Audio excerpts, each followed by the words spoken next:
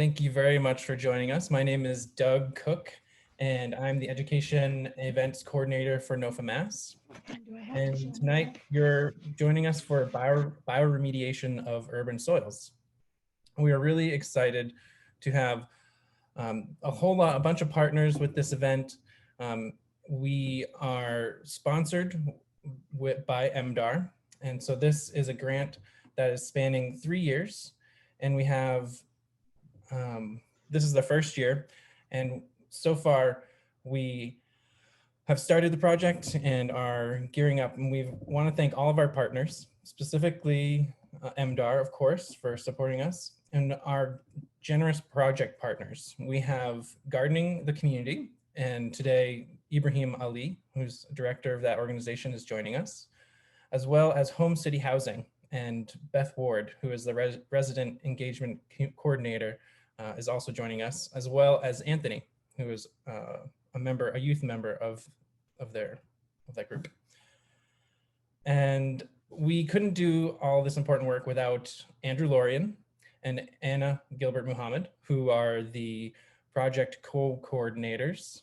Anna Gilbert Muhammad, you may also recognize from all of the work that she's been doing, hosting webinars, and as our equity inclusion director.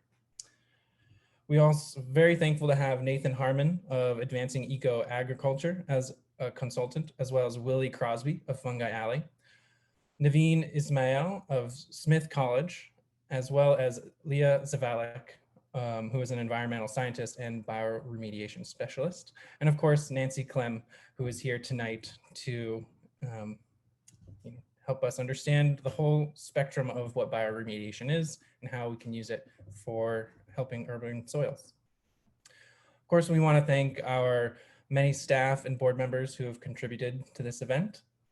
And most importantly, we want to thank all of you, the viewers and listeners, especially our members who make our education and advocacy work possible. And today we want to share this screen with you all to acknowledge that we are presenting, attending, and hosting this workshop from land that was previously inhabited for millennia prior to European colonization.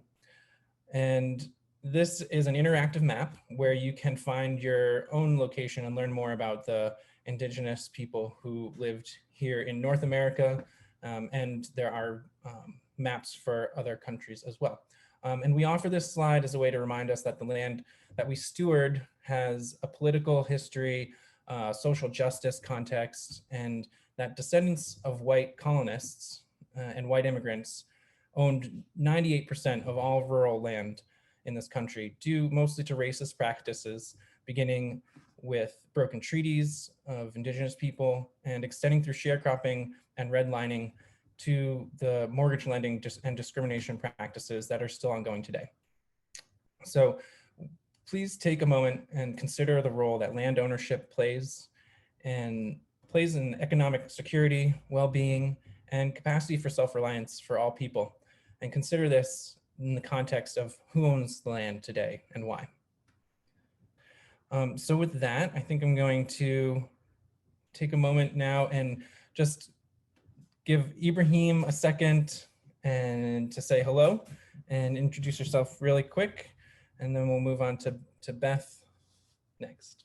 Okay, so good evening, everyone. My name is Ibrahim Ali. I am the current co-executive director of Gardening the Community. We are an organization that has focused on working with young people based in Six Corners, Mason Square primarily, but in general, the broader Springfield area, working with young people from Springfield to introduce them to food justice work through growing food, selling food, delivering food, and kind of exposing them to what it's like to run a business where food is the main kind of focus of the work that's being done and produced. You didn't want me to go deeper than that right now, right? That's perfect. Okay. Yeah. All right. Excellent. Sorry. Okay. Cool. And Beth, could you speak a little bit about Home City Housing and your work there? Sure. Hi, everybody. Beth will probably join us back in a second. I would just also take this time to say hello to Anthony. Anthony, would you mind saying hello and saying what you do? Sure. So my name is Anthony. I am a youth leader for Home City Housing. I do this program and we do gardening in different places. We have a couple locations. We have one in Franklin. We have one near Tapley Courts Apartments, which is actually where I live. So I go out there and there's actually a big garden outside. And we have a couple more locations and yeah. Yeah, I'll try it again. Can you guys hear me? There we go. That sounds better. Yeah. Okay. Oh, I was just saying that Home City is a multi-residential development. We have a couple of properties around Springfield. Some are apartment buildings, some are residential homes. Most of my work is primarily with residents doing resident engagement. And we have a youth component, like Anthony was saying. We work with some of our youth leaders at our Tapley Garden, which is one of our properties. And also, you know, the Franklin property, which we're trying to kind of develop that one. The Tapley Garden is probably our pride and joy.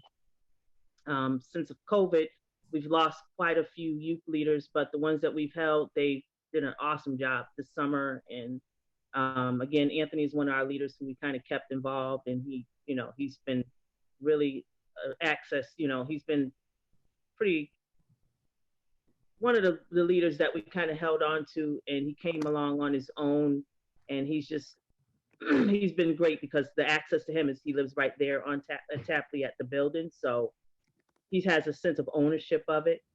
So that's been one of our primary spots. Another thing that we also been involved in is handing out food that isn't just from the garden. So we've talked to the youth leaders about food access and food justice, and they're learning as they're going. So we're pretty happy and excited about what's happening at Franklin right now, so we can add on to what we're already doing. Great. Thanks, Beth. You're and welcome. I'd like to call on Anna, Sister Anna, next to speak a little bit about your role. Sure. So as the food access coordinator, I've been working with Home City Housing, particularly the garden, for the last 4 years. We installed the garden in 2017. It was based on a large donation from a donor, a contractor actually, that worked directly with Home City Housing. So that took care of the installation of the garden, the shed, the pavilion, and it paid for starts that we got from gardening in the community. We really try to make it where there's opportunity in the community and working with other organizations. Over the last few years, we have done classes with the youth leaders around soil fertility, plant identification, organic growing techniques. Anthony has been with the garden. He's going into his 2nd year and has really blossomed as one of those leaders, as Beth mentioned. The food is given out to the residents at Tapley Court Apartments, where the garden is housed. They have approximately 40 residents that are able to come out and harvest right along with us. In addition, for the last couple of years, we have harvested and given out approximately 1,500 pounds of food. And during COVID, that was very important. Now, normally we'd have 15 to 17 youth leaders out there, but because of COVID this year, we can only bring out 5. And Anthony has been one of those stars. He actually started a business from the garden, his videography and photography business, and he is an excellent photographer. Yeah, I'm gonna put a plug out there for you, Anthony. But we do have 4 additional leaders that have taken ownership of the garden, as Beth mentioned. As well as we've done cooking classes right in the garden. And the nice tool that we did this year is we filmed all those classes. So we actually use technology by filming, doing Facebook Live. And so we did cooking demonstrations in the garden, in the Bay Street kitchen. So really making it multifaceted and getting it out to all the residents. And we're looking forward to extending our project, working with Moving Roots Farm in the Berkshires. We've done a couple of exchanges with them. We did a canning class at their farm. We received winter starts from them. And so we're looking forward to expanding that relationship next year. So that's just a quick description of the work that NOFA has done so far with Home City Housing and Bioremediation project. It's just another one of those wonderful projects, and we get a chance to work alongside GTC. Great, thank you, Anna. And Andrew, would you mind saying hello? Andrew here, NOFA's Bioremediation project coordinator and local urban farmer in Springfield. Great, thanks, Andrew. And Nance Klehm, I would like to take this moment to say hello to you, and if you would introduce yourself, that'd be great. Sure, I'm Nance Klehm, and I'm calling in from the Driftless region of Northern Illinois. Great. And would you say a little bit about your role with the project? Oh, I've got pulled on as a consultant, but I work a lot with Andrew and to help kind of shape the actions that take place on the different sites that we're working on. Gosh, I wish I could be there and really meet everyone. It's really hard to just meet you this way. Nancy, I have your slides queued up so we can get started with that presentation. I'll just share this screen here. This sign is on cardboard with mud. And when I say, and when this was said, this land is our land, this is not about ownership. This is about a response to being where you are and taking responsibility for that connection, developing that connection through engagement with place. And so again, this is a completely compostable sign. And I wanted to start off with that because bioremediation is this idea of taking that action within ourselves to become more of part of the place that we're living. Beep.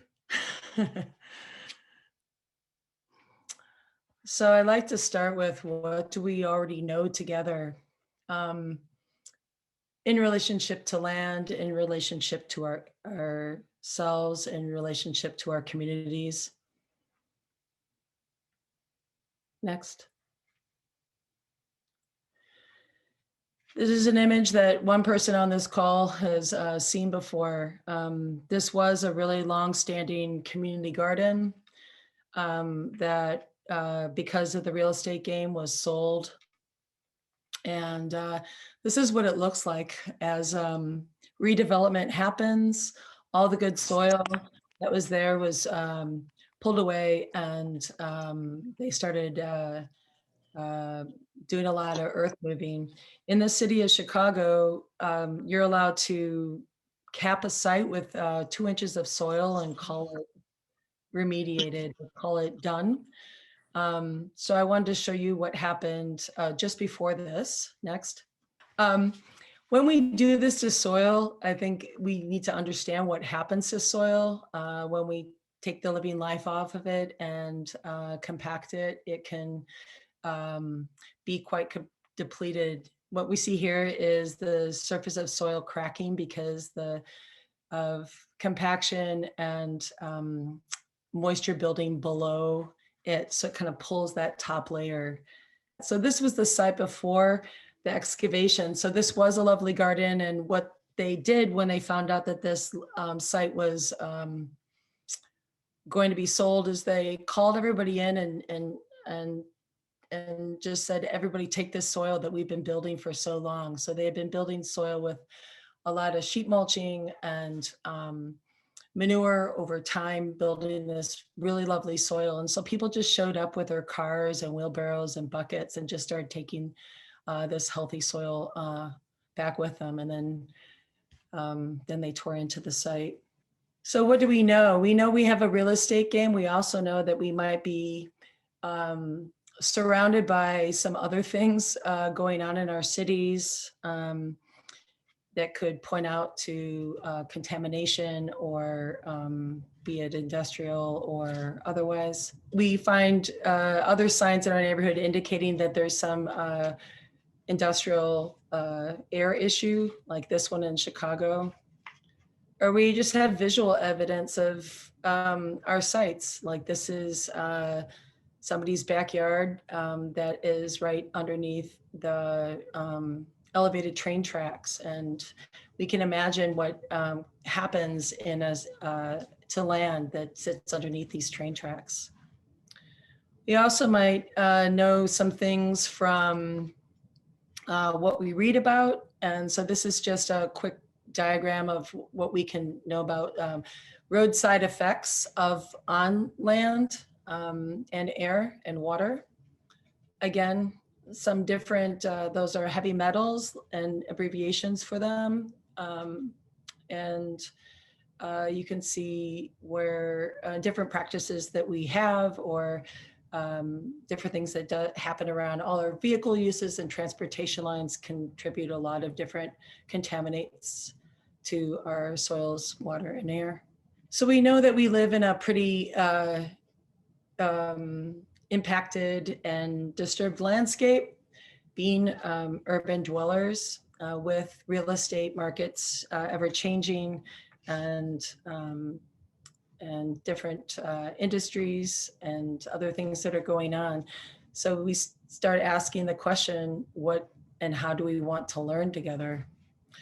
And so I've worked all over the place, and this is what work I was doing in Ecuador. A lot of what I'm doing in Western Mass is related to what I was doing and am still doing in Ecuador, and it's about really connecting people to place through soil. I also connect people to place through landscape reading. We've been working with this, starting this with Andrew and the youth, getting to really understand place. And these can all be made available later, but I wanted you to kind of see some of the assessments we do when we come to a place that we want to start learning about, is we start learning how to read it. We also do things really viscerally, and I invite people to use their senses to start assessing place through soil. And here's a woman, of course, smelling soil, which is a very valid and still used way of assessing soil by agronomists everywhere. This is Sasha, who has that garden space underneath the L tracks. And so I went over to his house and was teaching him how to assess soil. So we're doing some digging right here.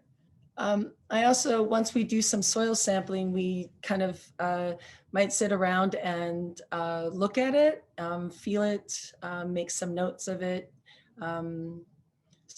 smell it again, smell it dry, smell it wet.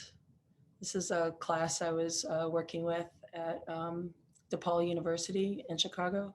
And then we take notes about those different things we're assessing. So in this case, we're looking at not only texture and smell, but we're also looking at color and making notes about them. This is a color chart that we use. It's called the Munsell Soil Color Chart. And color can tell you a lot about soil, just like smells can. And so they're like paint chips, and you can kind of float the soil beneath the paint chips and understand what color it is. And that'll talk a lot about mineralization, or in some cases, the microbial life. I also invite people to dig holes and to jump in them and start looking at the different layers of soil. So I dug this hole in Western Texas and invited some federal soil agents to come in and help me characterize the soil. So we spent about 4 hours in this hole making full characterizations of the soils we found. So this hole was actually in the backyard of an art gallery that was for a very long time an auto body shop. So we found a lot of different artifacts, and there was quite a bit of contamination in the soil because of the auto body shop. Another thing we'll do is we'll do some soil tests, and I think Andrew did this. You can nod or wave, Andrew, but we take soil, we put it into jars, and we add a little bit of soap to help open up the soil particles, and we shake up that soil, we look at it in suspension, and as it settles out, it'll settle into heavier particles down below, and then silt, which is a little bit lighter, and even lightest will be clay. There might be some organics that sit on top of that clay, and there might be some organics that are suspended in that water. This is telling us a lot about soil composition, and it really helps understand how water and air move through soil, and how plants are held or not held well by that soil. The other thing that happens is that water, as things settle out, that water clarifies or doesn't. So if it clarifies, we know we're with a stable material, and if it doesn't, we know we're with a very biologically active material, which could be because of E. coli or because of other kinds of processes in place. We're looking at a bunch of different things with this test, but this tells a lot about soil composition. And this is, we just did this recently, and this is a microbe trap, where we set out some rice in a cardboard box in a hole. This is this is in Los Angeles. This is another group I'm working with. And Diego was sitting in this huge microbe trap because we wanted to catch a lot. And that box of that cooked rice is folded up and then buried and then dug up in about a week. And the expression of the soil microorganisms are on that really easy starch of rice. And here it is. And so he's showing you what they're finding in a very dry climate. It hasn't rained in like 230 days in Los Angeles. And so those microorganisms jumped really fast to that nice, moist, cooked rice. The other thing we do is we do some microscopy work and working with microscopes to better understand soil biology. So we're looking at soil quality, soil composition, and then we're looking at soil biology. So we're looking at the microbes that we through the microbe traps, and then we do some training in microscopes, which I hope to get the youth involved in next year. Another way we look at a site and getting to know it is we look at the spontaneous vegetation. So this is just what's growing in a crack.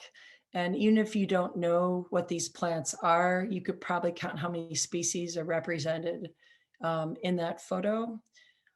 The reason we do and work with spontaneous vegetation is because the plants are really easy things to read on a site, where soil might be like too, I don't know, too vast and too maybe dense for people to even think about how do I even understand what the soil is doing. We can read the health of plants. And so this is a project I am doing in Los Angeles, where we collected plants and we identified them. So we took all sorts of samples of those plants and we went through books and we keyed them out. We used dichotomous keys to key them out to understand what was growing there. And this is really important because what is growing there is telling you a lot about soil and how it's been treated. And in this case, we took those plant samples and we preserved them and made and attached them to sheets and made an herbarium, or just a book of plants growing on site, which is really beautiful and a great way to study what plants are there. The site that I was working on is a site that's a Superfund site. So we're documenting the plants that do really well in a hyper contaminated area. So it's a pretty unique document that we're creating. We also want to look at fungi, and I know that Willie has done some work with NOFA on fungi, and he'll be working on this project as well. And so we try to identify the fungi on a site, and we don't think this is just for adults. We try to get children learning how to use loops and getting into parts of mushrooms as well as parts of plants to get to know what is on a site. A great way of identifying mushrooms besides just parts is doing a spore print. The other thing we're really interested in the site is how animals use it.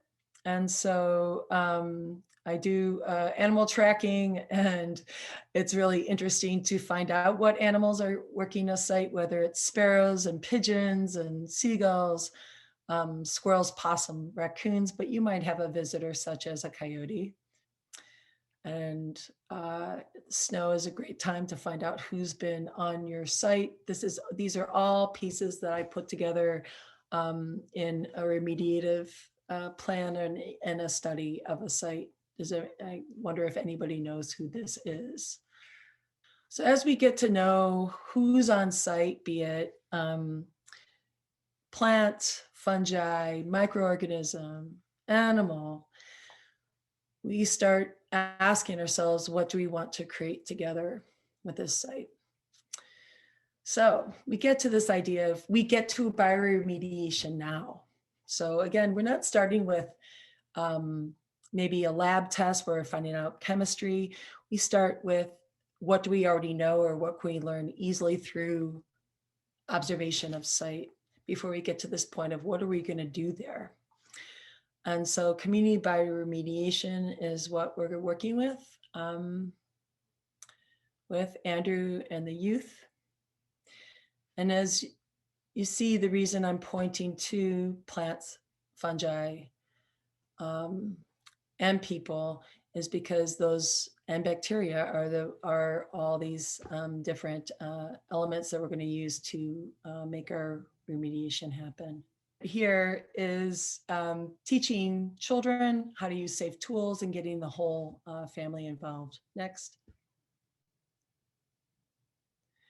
And we do our own build outs of compost bins, and just getting a lot of people who might not have ever built before, working with people who have to really build out a site.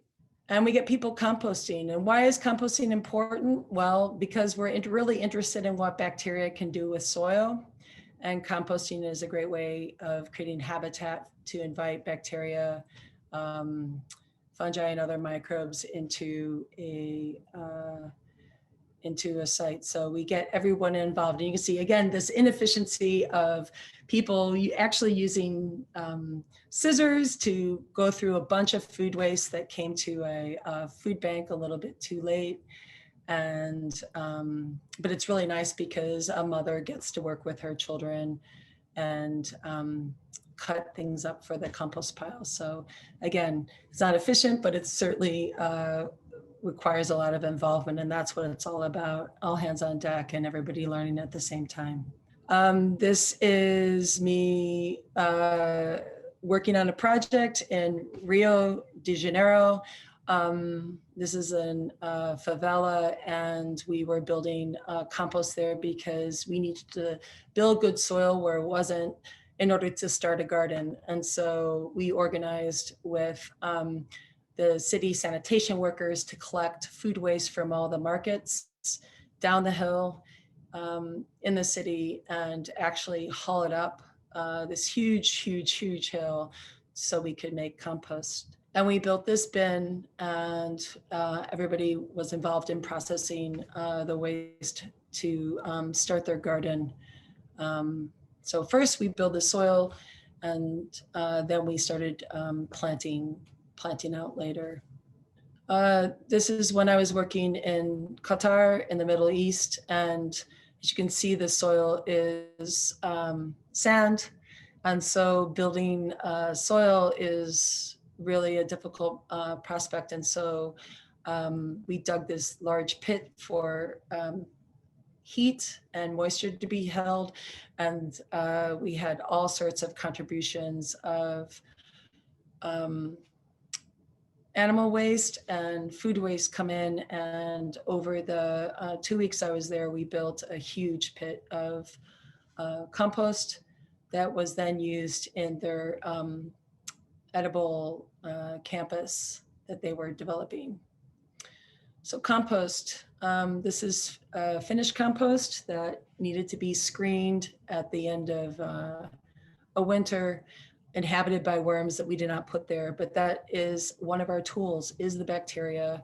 We take temperatures of our compost to make sure that we're producing it in good quality. We try to do thermophilic composting to make sure pathogens and other things are broken down, which is very high temperature. And here we are working with mushrooms. So these are mushrooms that were on site. They weren't something brought in. They're naturally occurring on site. And we teach people how to work with mushrooms, cultivate mushrooms. And so this is cultivation of mushrooms. It's a lot about taking spores that have dropped out of the mushroom caps onto aluminum foil, or cutting parts of the cap off. And I'm sure you're gonna be learning this with Willie at some point, and getting them on a little petri dish. So that little dot in the middle is part of a mushroom cap, and it's dropping spores and it's growing through that substrate. And this is a way that we cultivate mushrooms that do really good on it, do really well on a site, or you might bring mushrooms in from that you might want to use in a remediated project. This is a drum that we outfitted to be a pasteurizer. So there's a lot of substrate in there that we're cooking up and pasteurizing so we could use for mushroom cultivation. And here it is. It was a bunch of straw that we're pulling out. It was particularly buggy that day. And we're using all that straw, and we'll be inoculating those with mushrooms that'll be used in a remediative project. This is just mushrooms that have myceliated through a substrate being stored so they can be deployed on a site. And you can see I have other things going on in my garage, like my garlic harvest. So this is interesting. So we're dealing with a lot of waste, and this is in Los Angeles on a project I'm working on where we're doing a lot of hugelkultur and working with industrial wastes that are pulled into this industrial site, and it's right next to the Los Angeles River. And we're taking some of that waste and we're making char with it. And so biochar is also one of the tools that we use. This is a small pit, a char pit. It's really easy to dig. It's kind of conical in shape, which is important. And this is us working in Ecuador. And I say us, but I wasn't there. I left right before COVID. Everybody's masked up. But this is also a pit that I'm helping to kind of promote this going forward after I spent the winter there. And they made a lot of char. Char is just specially made charcoal. It's not letting a fire cook through the wood completely, so it goes to ash, but keeping it as charcoal. And then using that charcoal, crushing it into smaller bits and using it in a soil mix or in an application when you're working on a damaged site. This is just piles of it. We just, and one of the things that we like to use is indigenous microbes. So these are indigenous microbes that I collected that can then be used to inoculate or inhabit that charcoal, the biochar. Again, charcoal has lots of really fine structure to it, and it needs to be housed by microorganisms. And so we introduce those microorganisms from a healthy site into the biochar, so it's has that inoculation within its body, then it then can be deployed onto another site. And this is what it looks like. You can see this is a bunch of biochar or charcoal that's been crushed, and it has all that beautiful mycelium working through it. It's been inoculated and it's growing into this nice cake of really active soil amendment that will then spread out on a site. Here are two plants growing. The larger tomato plant is one that has biochar in its mix of growing. And the other one next to it doesn't. You can see there's a lot more root masses, there's a lot more relationship happening with the soil. And since plants are one of our tools in remediation, we want the healthiest plants possible to do the work for us. These are oyster mushrooms. These are ones that are used a lot in bioremediation because they're really easy to grow out, not just on logs and in wood chip piles, but on cardboard. So this is a big oyster bed that we're making, a remediation project we were doing in Minnesota, was just with cardboard, coffee grounds, a few sticks to weigh down the cardboard, and we mixed some of that, the oyster mushroom into that in the substrate. And you can see it growing out there. That's just primordia of mushrooms growing through that cardboard. An earlier project I did was trying to show what plants did for soil. And I set up like 22 of these boxes on the contaminated site, highlighting plants that were doing the job of remediation in some way. And so we characterize all these plants and kind of set it up like a visual library for people to understand what plants were actually doing with the soil. Here's yarrow, the same one. So we talked about how these plants were interacting with the soil and what they were remediating for. It was a no budget project. We do this around plants because a lot of what I do with remediation is that we test soil, but more than anything, we test plants because plants are really good at taking things up out of the ground and concentrating them in their bodies. So this is a collection of plant tissue that will be going to the lab to find out what contamination they've taken up into their bodies. Yeah, and this is us kind of putting together some of these ideas of what we know about the soil, what we have learned about soil, what we've learned about compost and making compost, growing mushrooms, and also with plants. And this is a whole installation that involves compost, remediative plants, in this case, panic grass or switchgrass. And then below this, just as much as this is the positive shape, there's also a shape that's the receiving shape that's dug into there that's all full of mushroom substrate.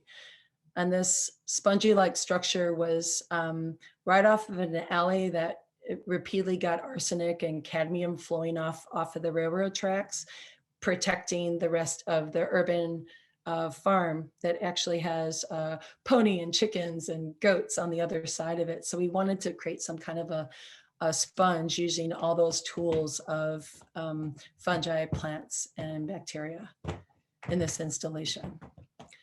Bioremediation looks kind of like this. It kind of looks like a different kind of garden where you have all those elements together, but they might not necessarily be obvious about what you're doing. So again, this is community bioremediation. It's accessible, which does not mean that it's easy, but it is accessible. It's teachable, affordable. The inputs are should be inexpensive. It's something you can scale out and replicate. And it's all about teaching each other about these relationships in our environment. Thank you. This is a publication that I did quite some time ago, and folks in Massachusetts are getting a copy of them, but I'm all sold out. So it's going to be an ebook soon. And this is basically talking about the process that we work through to get to a bioremediation design. Thank you. Thanks, Nancy. I'd like to pass it over to Andrew, who is going to speak a bit about the sites that we're working on in Springfield. Thanks, Doug. This is our bioremediation project. Doug did a good job of showing our partners, and Beth and Ibrahim are here. So basically, like Doug said, we're doing this 3-year project to determine the effectiveness of different remediation strategies, and we're educating the public about remediation in general and the results of our testing. We have a little timeline set up here we can find on our website. This is our site, Franklin Street. We have an aerial view. As you can see, there's like a little garage pavement area that we kind of paid attention to as a part of our project, thinking there might be some heavy rubble and stuff under there. Here's another view where you can see a little bit of contour of the area and what used to be what looks like a garage there. So as you can imagine, the type of things we're worried about underneath this ground. This is our space. That's what it looked like before we got started. Like Nancy said, we have to take a lot of observations first, take it in before we can do any actual testing. I thought this video wouldn't play, but it's just run through of our space to give you a feel of where we're at, the size of our plot. You see a little bit of a slope here, and we took that into account, and we asked questions when we come to things like this, like, is that going to be an issue or something to think about as about erosion and groundwater and things like that.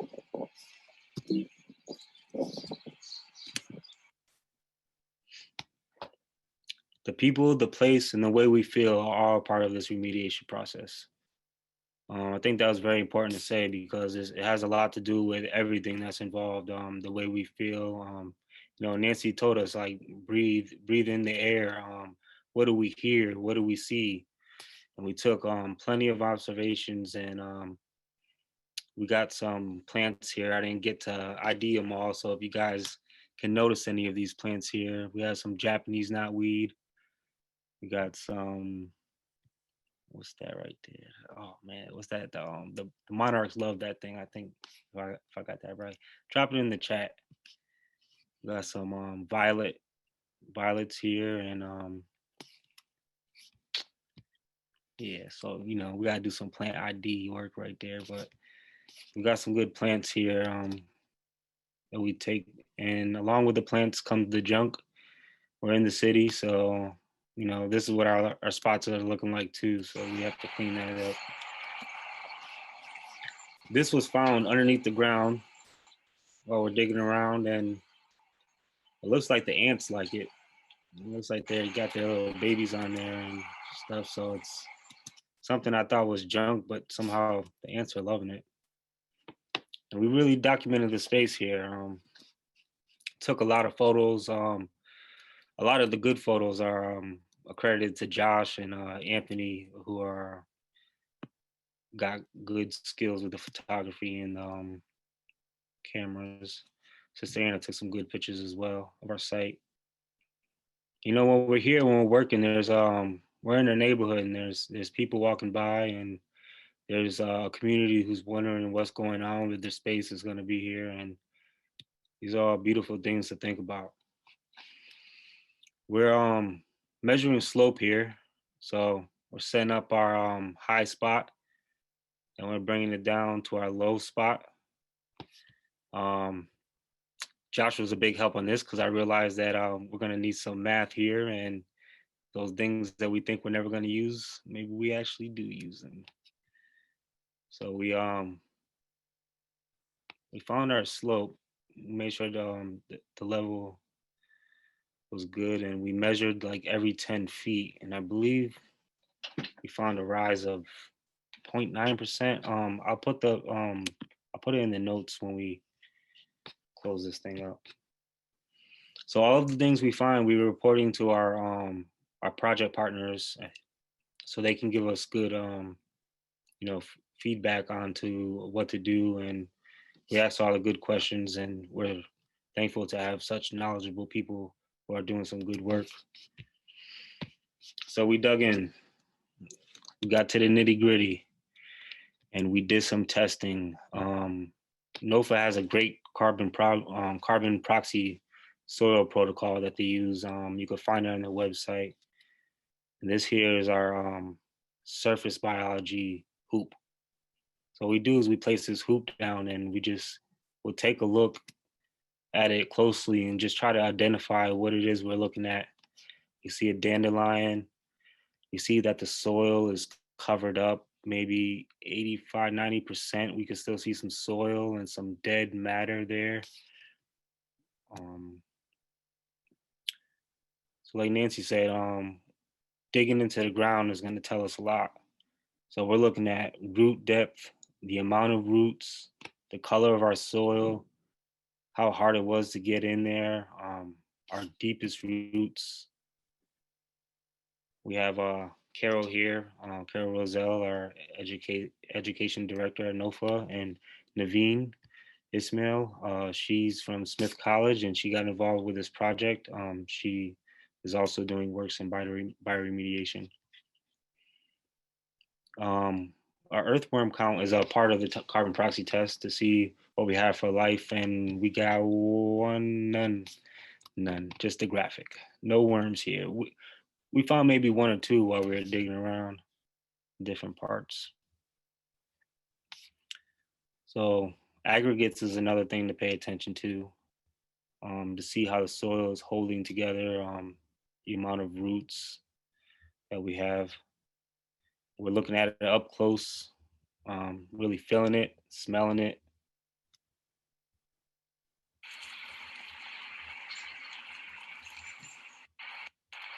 The quality of the soil isn't that well. You can see it just breaking apart. Pretty much to dust. So we got some work to do. Another procedure is the texture by feel procedure, where you take some of the dirt, and as you can see the little picture, just squeeze it between your hands and see if it makes a ribbon. And there's a chart on the carbon proxy worksheet that kind of leads you to telling you what consistency your sand is, as far as sand and clay, and it gives you a little bit of knowledge about that. Another thing we can do is take a slate test, where we take a aggregate, which is like a ball of dirt and soil, and we place it into the top of this jar, and we see how cloudy the water gets, how fast the dirt drips to the bottom. And if that water is clear and it's not dripping much, there's a good chance we have some good soil where the aggregates are holding tight together. We do an infiltration test where we pour water into a determined area, and we see how long it takes for that water to drain down. In this particular test, the water didn't go anywhere. It tells us we have some compacted soil and poor drainage.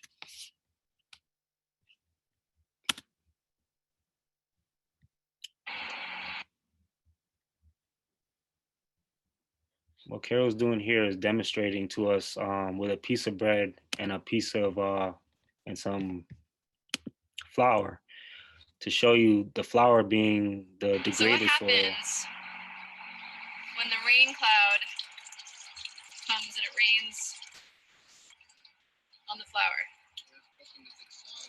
Uh-huh. What does the water look like that's coming off of it?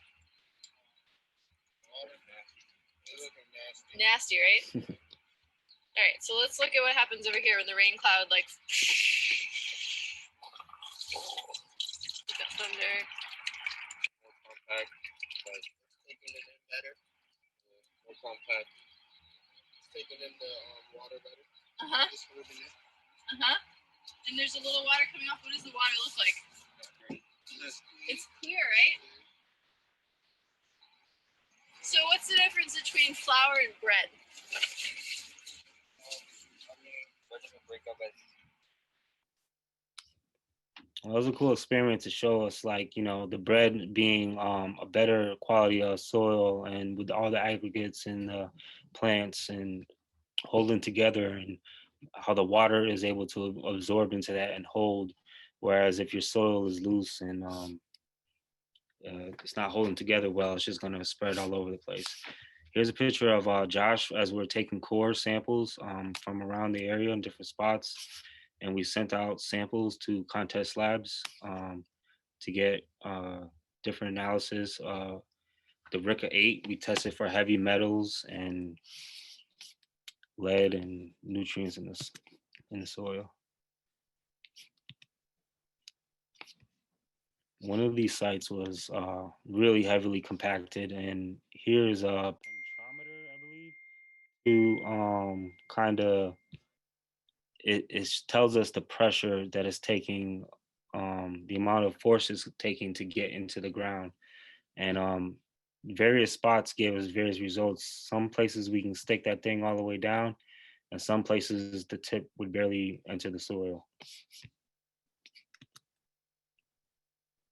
Here's the protocols that we were talking about. You can find them on the website, and if you search YouTube carbon proxy testing, you can see a demonstration by Carol.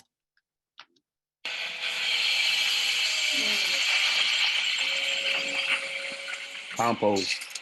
So we're here to get some compost and spread compost. This is one of the next steps that was suggested to us by Nancy, and to get some compost on there and get some organic matter on the ground. And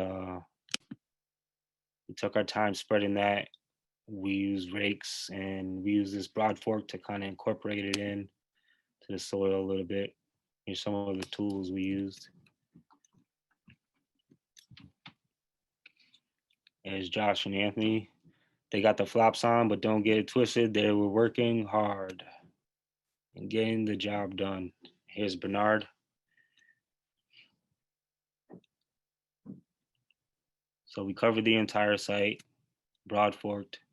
And I got to give a little credit out to Anthony real quick, because he's got a little photography thing going on, and he's doing some great shots. Any of the better shots here is probably from Anthony, so I'll give him a good credit for that.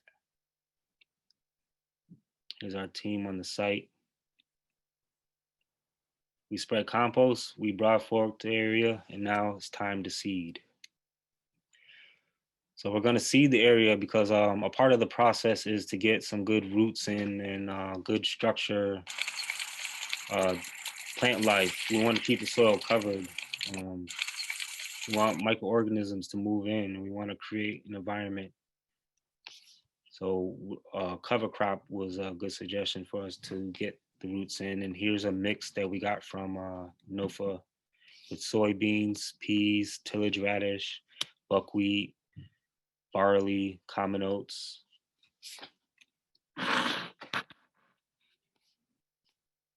And we just kind of raked it in and right into the top inch or so. We didn't have much remade, but we used some that we did have, and we covered a portion of our plot right down the middle. And that portion of the plot had the most vegetation under it over time. As you see, Sister Anna and Beth are talking with a member from the community. She's very interested in what we have going on here and asking good questions. And there's some involvement that some of the community members have expressed they would like to participate in. Here we're gonna focus in on this little site here where Naveen and her crew from Smith College have implanted some blocks inoculated with mycelium, I believe, where she has a bioremediation project that she's going on with, and they put up some signage for us so people walking by can kind of see that what we're doing here, and if they have any interest in it, they know how to reach out. We also put down some rye in the next couple weeks after our original cover crop. to get a winter cover crop in because we planted kind of late. And I had a helper that day, a little man helping with the seeding. I'm not sure about his rating seeding, but we'll work on that. Had a good time to help me out there. All right. So here's the growth. As you can see, we got some plants there we didn't even plant here, and we believe it came in with the compost. This looks like lamb's quarters here. And we got some growth in only a couple weeks after planting. So we come back to the site and we do site observations just to check on our progress and see what we're noticing and feeling and hearing and smelling. Look at that. That's some good vegetation there. And that already, I can imagine, is doing something for the soil better than just the grass and the mowing that was done to help remediate this process. So we documented everything, took good pictures. And after some time, we dug back in and we did some more carbon proxy testing, and we looked at our roots again, and we noticed our moisture increased a little. Maybe it was just the rain that we had, but it seemed like the soil is already more moist under that compost. Got some good root structure. It's a picture of a Daikon Radish. Beth saw that thing, was like, "What is that? Let's see that thing up close and personal." So we pulled that out, and look at the size of that already. And that can show you what the purpose of having the different plants in this mix. The radish is tilling deep into the soil to break it up without using machinery and things of that nature. The pea plant that's a part of this mix will help fix nitrogen. And we learned from Carol that it's actually this colony of bacteria that are on the pea plant, which are helping with putting the nitrogen back into the soil.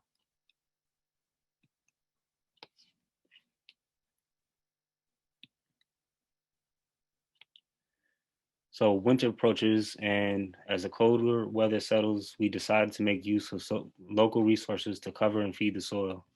We added chopped leaves and moldy hay.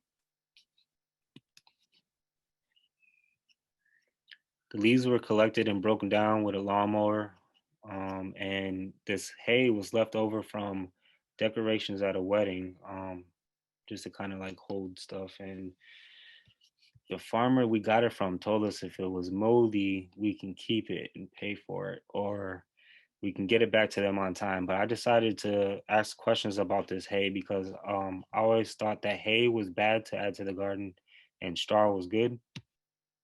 So we found out why, and it had a lot to do with the seeds that the hay would drop. But we found out that those seeds that are going to drop in this particular plot might actually benefit our project. That was up close of the mold, and here are the leaves that we spread on our plot. I add some organic material, and here's the covering of with the hay.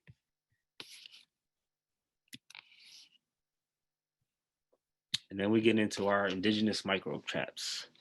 We are setting and collecting indigenous microbe traps. This is cool. We're cooking long rice, half done, and we're wrapping a cup worth in burlap, burying it a few inches down, and waiting to see who visits us from around below in about a week.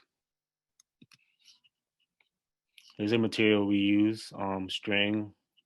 The duct tape was just to mark off our locations with a piece of stick, and we have some burlap and some rice. Yeah, so we got that rice half cooked, and we cut our little handkerchief sized squares of the burlap and wrapped them like burritos. We dug them down about 4 to 8 inches into the ground.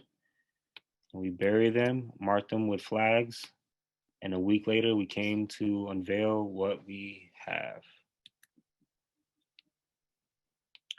Now in these pictures, we're unwrapping microbe traps, and we're finding a hot pink color and a moldy green type color in most of our traps.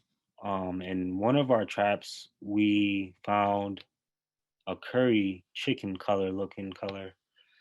So we're going to be learning what these colors and bacteria mean. I believe the pink is a bacteria. Maybe this could be a question for Nancy at the end. And I believe the yellow is a mold.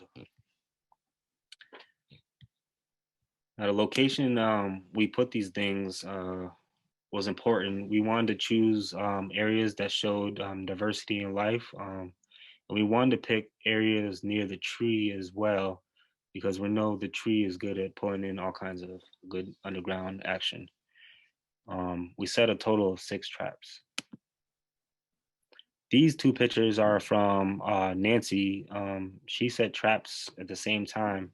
And we had a question for Nancy also maybe at the end of, how is hers so bright compared to ours? Is that maybe, the amount of life in our soil compared to hers? That's interesting. This site right here is GTC site, as we are also doing work at GTC, and we will be doing a focus hopefully next year. Things will clear up and we can do an on-site trial, so it'll be much like this at GTC. Our next step will be spreading our inoculates that we got from Advancing Eco Agriculture. And there's some cool things we learned about some of these inoculants. For example, we have a bacteria here that is found in volcanoes and the tundra and the most hard places to live around the world. So we're hoping that that bacteria would play a part in taking care of some of our pollutants. That's it for me. I got my contact information here. If you want to know more about the project, you can visit Norfolk Mass, check out the podcast, and much more. Great.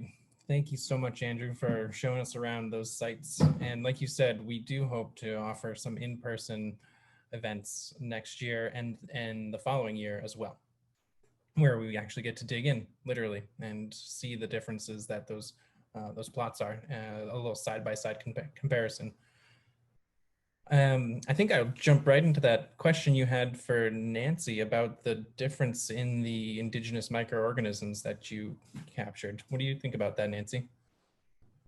Well, I buried my traps in kind of a very treed area and also a prairie. So they're pretty healthy, vibrant ecosystems. And I think a lot about that site, it was just developing past lawn with the cover crops. And so I think that with time, that'll change. It's also, given the time of year, it's a little bit colder, so that could have an effect. But I'd like to see a diversity of organisms on those traps.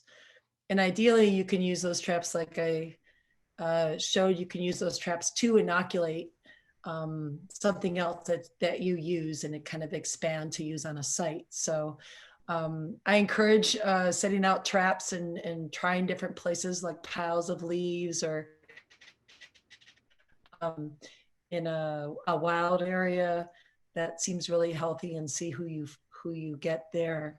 As far as who they are, you can go through a key and find out. But at this point, I don't feel like the species is as important as to understand the diversity of life at that level. So we're kind of moving into learning. There's a lot of small things that are coming into a larger picture of understanding slowly. And that's what we're gonna kind of get into next, is how to find more and how to expand that and use them so you can help soil life where you are at that level too.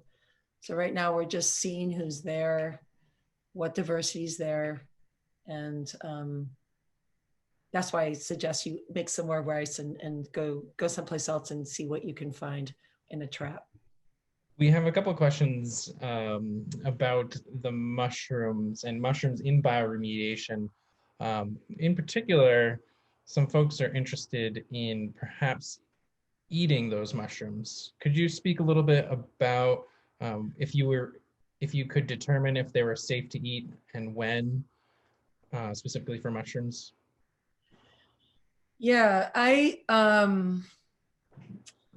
think that's a better question for Willie, but most people understand that the mushrooms that are, it's not in the mushrooms, it's more in the mycelium.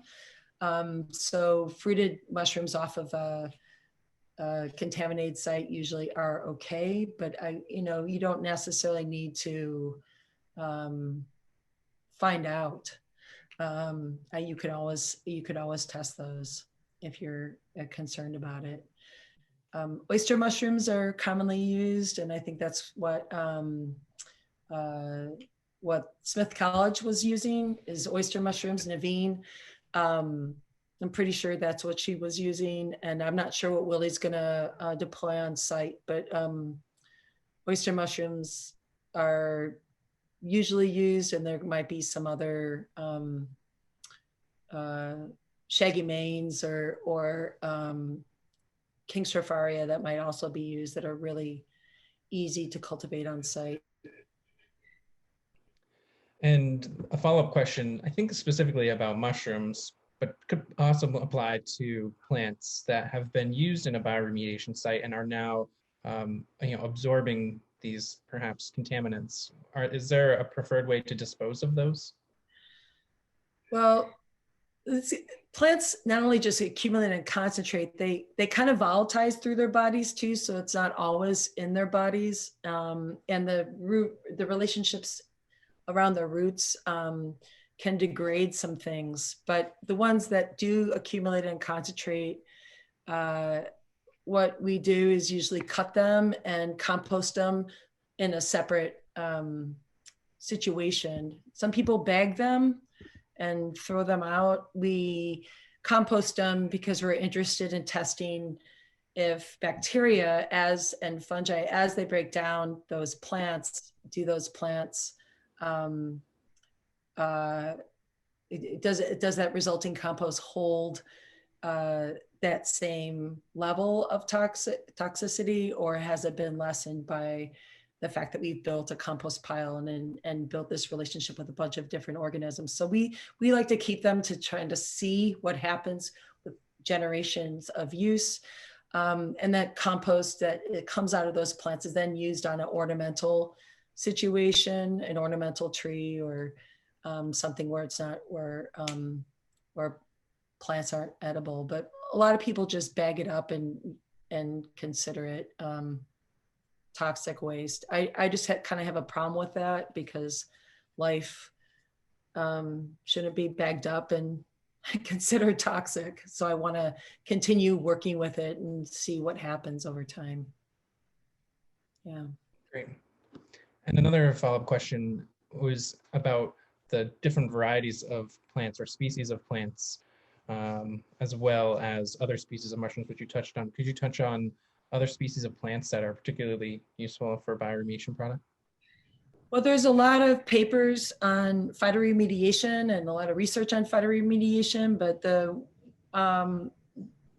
two categories of plants I'm really interested in are native plants, and I'm also very interested in what we call weedy species, because weeds are the first ones that arrive on a disturbed site, and most urban sites are highly disturbed, and so weeds thrive on disturbed sites, and so I'm really interested in what they're doing.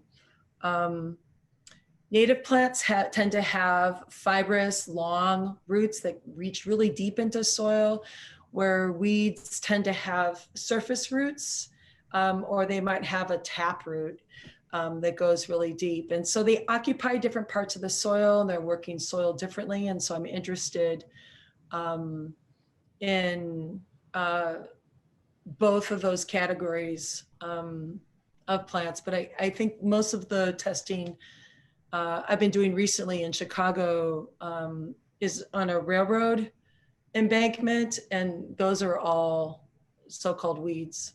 So weeds are doing a great job at with really bad soil. They're really doing a good job and making it better for the next plants to come, but you know, the restructuring it, dumping their nutrients in there,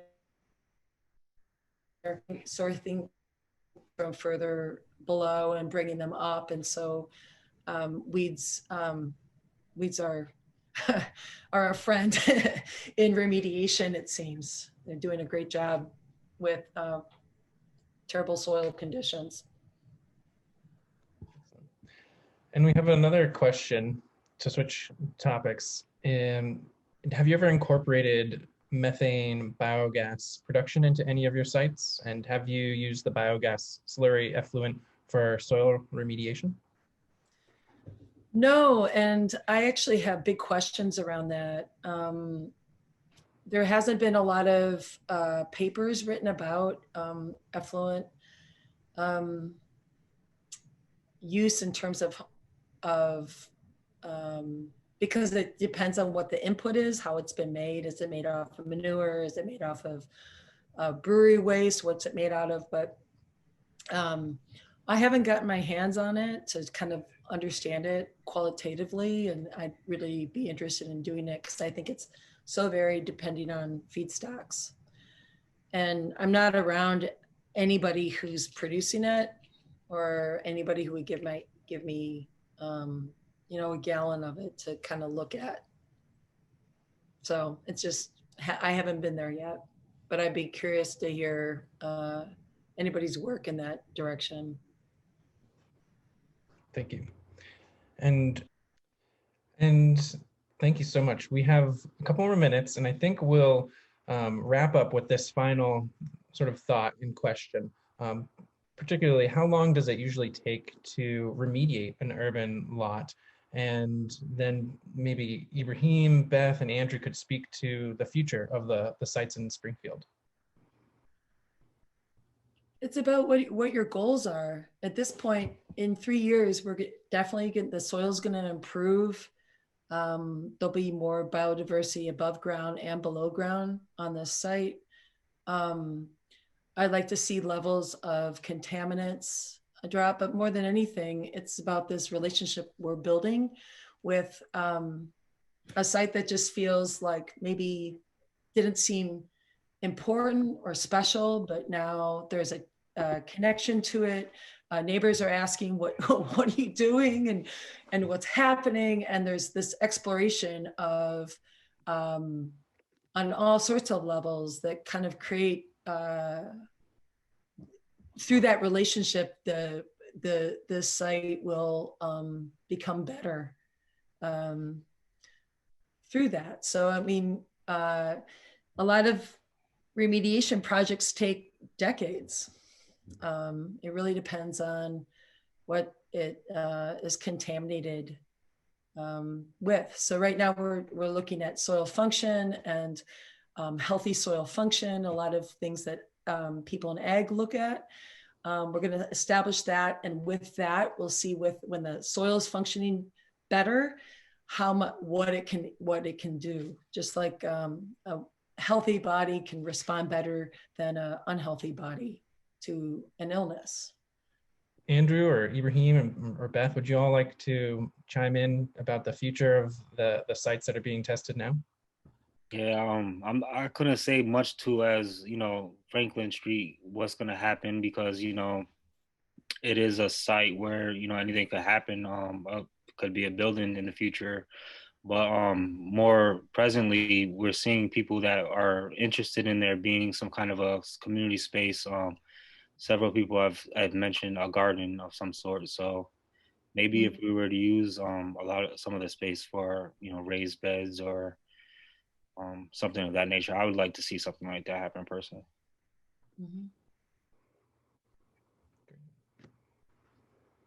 I'm going to piggyback on what Andrew said. I'd also like to see more of the residents involved. We do have people that stop by. I think we had someone that stopped by that wasn't a resident, but Sister Anna gathered some information from him. So it's good to see that the community is taking notice of what we're doing. And the more they take notice now, we can pull them in and they want to be involved. But also, we have no idea what the future plans are that Home City has for that plot of land.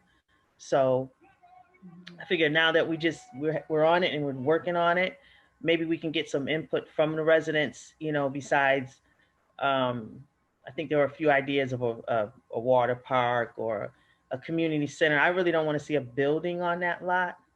So maybe if we continue working with, making the soil healthy and, like Andrew said, some raised beds, I'd love to see raised beds there.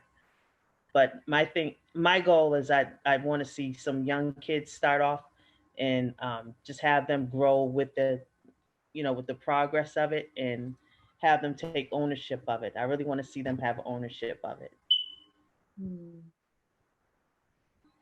We have every intention of utilizing the space to grow something that we can consume. So we do have a kind of a stronger focus to either see some kind of blueberries or raspberries grown in that particular location. And so, I'm just looking forward to seeing like how far in this 3-year time, like what are the actual changes that we're going to be able to see that will kind of allow us to do what we want to do at the end of the day, which is see more, bushes being grown in that location. Cool. I want to say thank you. We are going to wrap up now, and this was a great event. Thank you everyone for joining us tonight. Thank you, Nancy. Thank you, Ibrahim, Beth, and Andrew and Anna for all of your hard work. Thank you, Anthony. I know he signed off because he's working hard all day long. So, a belated thanks to Anthony and all the youth leaders out there in Springfield doing this great work. We want to encourage you that if you love this event, if you love what we do here in NOFA Mass, please make a donation or become a NOFA Mass member. As well, check out our events coming up. We are in particular excited about our online winter conference this year. We have 2 keynote speakers lined up, and it is going to happen on the first weekend in January. That's the 9th and 10th. We have Eric Tonesmeyer and Greg Watson, and they'll be speaking about how we can create a resilient food system that can be built with equity and fairness while using regenerative agricultural practices that address our climate crisis. So that's it for tonight. Thank you so much for joining us, and we look forward to seeing you next time.